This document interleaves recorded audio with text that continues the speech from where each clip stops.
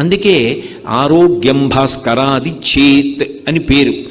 ఆరోగ్యమునకు కారణం ఎవరు అంటే ఒక్క సూర్యబింబమే. ఆయన నుంచి వచ్చేటటువంటి వెలుతురు వలన, ఆ కాంతి కిరణముల వలన ఆరోగ్యం నిలబడుతుంది.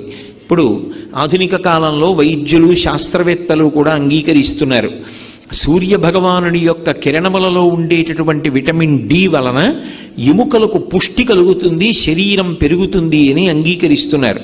కాబట్టి ఆయన లోకములకంతటికీ కూడా పోషకుడై రక్షణ కల్పిస్తాడు.